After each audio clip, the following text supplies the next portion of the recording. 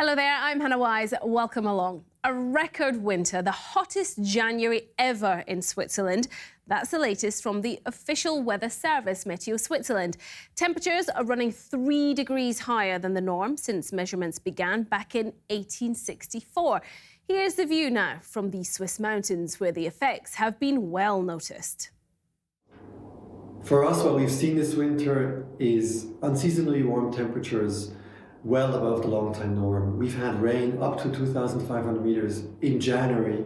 We've had long, dry spells that were ended by not so much snow, but much more precipitation in the alpine regions where we've never seen that before. We've also seen that lots of little ski resorts haven't even been able to open this year due to lack of snow coverage. Especially troubling for us is also that we know that the Alps or the polar regions warm about double the mean global temperature. So while the mean global temperature has risen by about 1 degree, in Switzerland it's almost been 2 degrees. Well, this news comes as the world's richest man is putting a chunk of his money behind the fight against climate change. Amazon CEO Jeff Bezos says he will donate $10 billion of his own money, which will go through an initiative called Bezos Earth Fund. It will support scientists and organizations that are trying to mitigate the impact of climate change. So what are the options when it comes to fighting climate? How many Bezos donations would it take to solve the problem? And what would you need to spend that money on? Well, earlier I spoke to Tony Patt, Professor of Climate Policy at ETH, and asked him about carbon taxes. Now, Switzerland has the highest such taxes in Europe, but they're not perfect. Well, Switzerland has a very high carbon tax, but it's very limited in its application.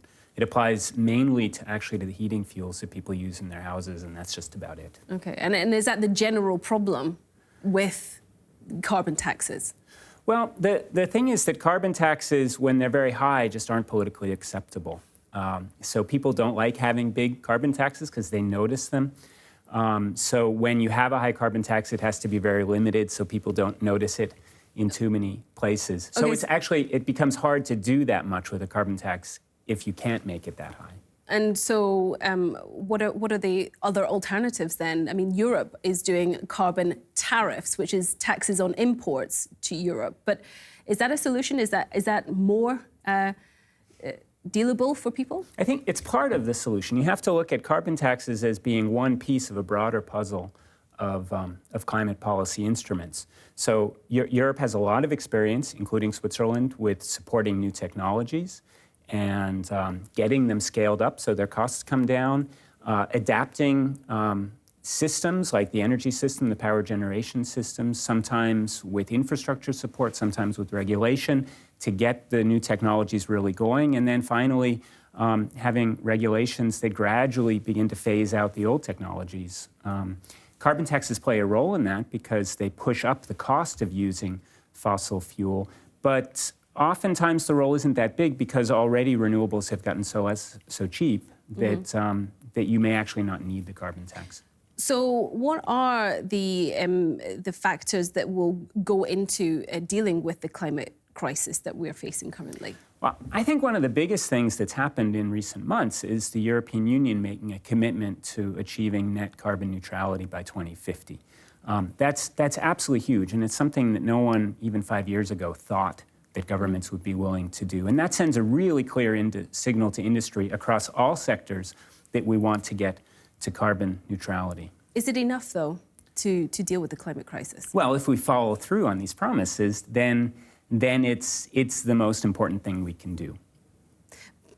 But potentially we won't, because people won't be on board with carbon taxes and more regulation. Well, so first of all, we actually have to move to where we've promised to get to net zero. And again, carbon taxes play one role in that, but probably not the biggest role. Actually, ultimately, we probably are going to need regulations in each sector saying we're going to phase out the fossil fuel technologies. Like Germany has done, they have a plan now to phase out coal power production within the next 18 years, those kinds of things. What other sectors are most exposed here? Well, the sector which actually has caused the biggest emissions is the building sector. We're really on track with that. And it's one of the easiest sectors to decarbonize because you can electrify heating and you can most easily get your electricity from renewable sources. Power production, we're moving along with well. We're really moving quickly towards a renewable-based power system, and that's really good news. Industry is perhaps where heavy industry is where we're lagging furthest behind. They're only now starting to actually take the initial steps of moving towards carbon neutral production systems. So the situation where we have a high carbon tax in Switzerland, that's not necessarily going to be the kind of benchmark for other countries? Well, the high carbon tax, like I said before, affects heating oil, and that's about it. It doesn't affect the industrial sector. That falls. But could it? It could, although actually what we're talking about having that is falling within the European emissions trading sector, which applies to heavy industry. And there it's the market that sets the carbon price, not a direct tax. While we're talking about Switzerland, I mean, we hear today that, you know, we've had the warmest January on record since 1864, which is impressive. It's quite a number. We're more than 3 degrees higher than average. Why does Switzerland feel the effects of climate change more than any other country? Well, in general, countries that get seasonal snowfall feel climate change faster because snow has a feedback effect. When you have snow on the ground, it reflects a lot of sunlight, and then you don't absorb much warmth. So countries like Switzerland, which have seasonal snow, when it starts getting a little warmer, you have less snow, and then it gets a lot warmer. That's in a general thing. This year is really an aberration, and this year we have weather patterns which have led to persistent warm temperatures. So it's not just down to climate change?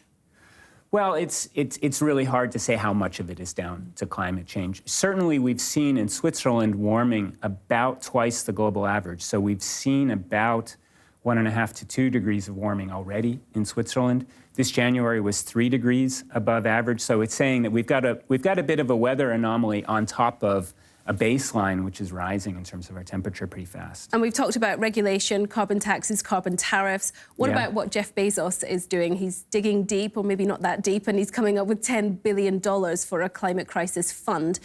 Do we need to see more of that? What do you think of this?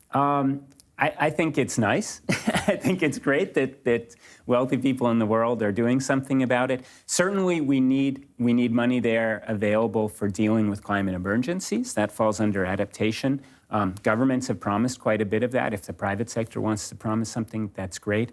We need a lot of money available really for new infrastructure projects. If we're going to replace our fossil fuels with renewable energy technologies, the amount of investment that's required over the next 20 years is astronomically high. And what do you think? Well, you can get involved in today's news by checking out our social pages on Twitter, Facebook and LinkedIn. And on Instagram, you'll find our own calculation for how many donations like Jeff Bezos' $10 billion would be needed to deal with the climate crisis. And of course, there are plenty more to go. Whatever the comment, it's always great to hear from you. And don't forget, everything is also available on our website. The address is on your screen now, cnnmoney.ch. We'll see you tomorrow. Bye-bye.